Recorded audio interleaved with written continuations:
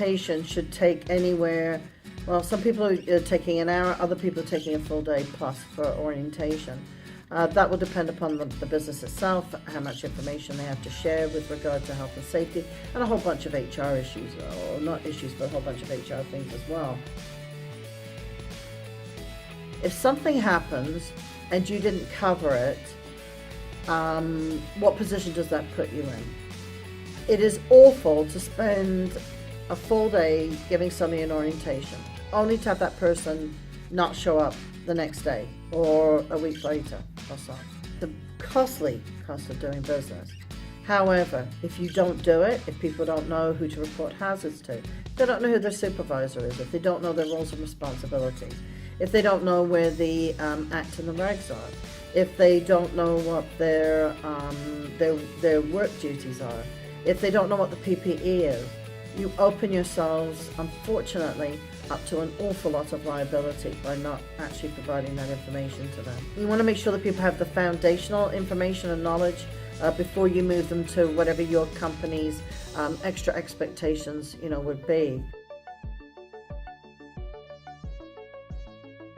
It's kind of easy if you're part of the Safety Groups program because you already have set up training modules for you. You can do it through a PowerPoint if you want to, and just follow the Safety Group program. You can give them a copy of the manual.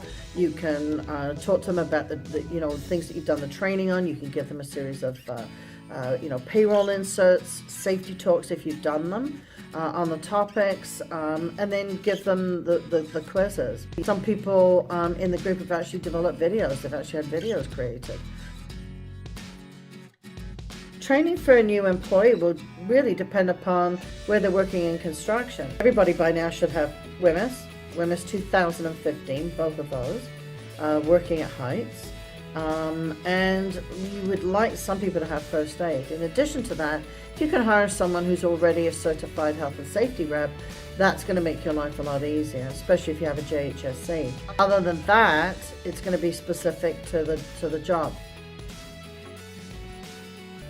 People need to realize that discipline isn't about getting rid of somebody. Discipline is about providing corrective action for things that should be happening that aren't happening to your workplace. And you always take it back. It's never ever personal. You always take it back to the policy or the procedure that's being broken, or that's not being followed, rather. If it gets personal, then that person shouldn't be the one giving the disciplinary action. Part is the education piece. Did you know? Were you aware? The second part is, okay, you knew, you were aware. Unfortunately, now we need to provide you with some level of disciplinary action. It's vitally important to stay on top of discipline. One of the things that I say now is, if you're going to give a suspension, do not give us a suspension on a Monday or on a Friday. You've just given someone an extra long weekend, and oddly enough, it doesn't seem to have the same impact. Suspension should always be without pay, obviously, because it's a disciplinary measure, but it's one of the many steps that you can take towards discipline. Nip things in the bud. You take care of things immediately, and you have progressive discipline.